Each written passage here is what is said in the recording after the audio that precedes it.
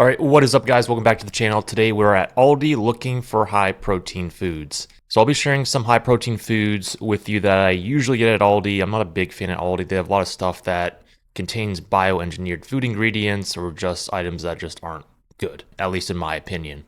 So let's go and get started. Golden pasture raised large brown eggs, grade A. So it really doesn't matter, kind of like a preference if you want to get the free range, the organic, the cage free over here, pasture raised. It's really up to you what's within your budget, what do you prefer. But just remember that eggs do have a little more fat than protein. And you get a full egg, you are having 6 grams of fat and then 5 grams of protein. So it is high protein, but also calories coming from fat. And this is good fat. All right, and then quick hack with that, you could actually use the liquid egg whites. You could pour it into a bowl and mix it up and make an omelet like that, or you can just pour it right over the cracked eggs in the pan and then make scrambled eggs, or just really make it any way you want it. This will add an extra 5 grams of protein to your egg creation. All right, next we have the Friendly Farms low sugar vanilla Greek yogurt. This is low in fat, high in protein, and it does have good taste. So just be sure that you're not getting these other ones that are not necessarily good. So if you are looking to have more of a healthy yogurt, getting one of these is ideal. There are some other yogurts there that are more like desserts, high in sugar, high in calories. So you just gotta be careful of that. But this right here, the 2G, is a good example of a healthy snack that's high in protein. All right, so this one is kind of a hit or miss with people. The protein pancake and waffle mix, buttermilk, high protein, 15 grams of protein, basically a competitor with Kodiak cakes. But in my opinion, these just don't taste good at all just because the texture's off. It has like kind of like oats in it. You kind of get like a crunchy taste to it and not in a good way. It's not like the outside's crunchy. It's like the inside is crunchy, which is kind of weird. And that's kind of why I just don't like it. I don't even think I finished it. I think I made one of these and I'm just like, yeah, I'm not finishing this. But anyway, this is 15 grams of protein. So if you want to give this a try, it's only $4. It's worth a shot. All right, we are on to some seafood, the fresh nor frozen Atlantic salmon. According to Bobby Parrish, that is not true. These are frozen and then thawed. But in my opinion, these do taste good still. And that is, so these are kind of on like my two go-tos right here. The Atlantic salmon, and yeah, it's not wild, it's farm raised. So if you're not into farm raised, Aldi's not for you.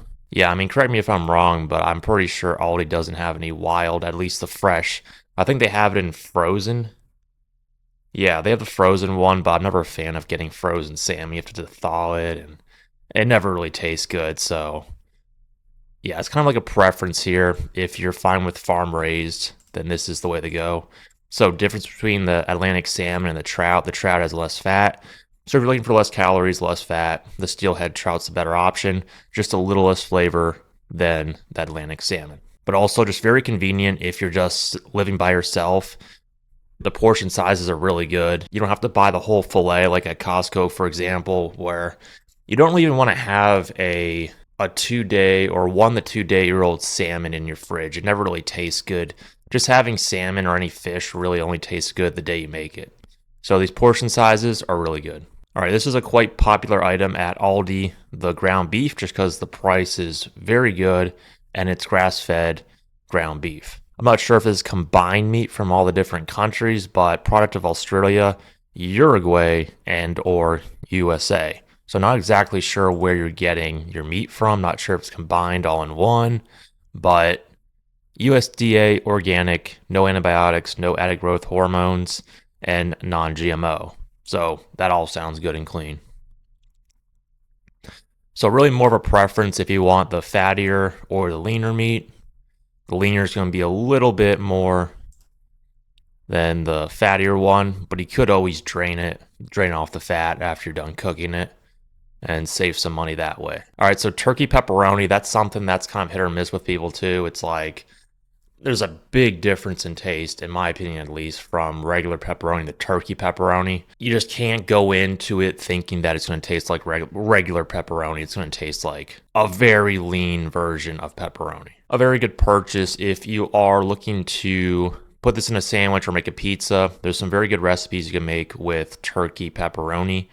as far as pizza. Doing like I believe it's like a pita bread, fat-free cheese, low-fat sauce, and then the turkey pepperoni on top. That is a good option for high protein if you're like craving for pizza. The turkey pepperoni is a good addition to that for extra protein and low fat, lower calories than regular pepperoni. All right, now we're on to the pre-made stuff, Kevin's Korean barbecue style chicken.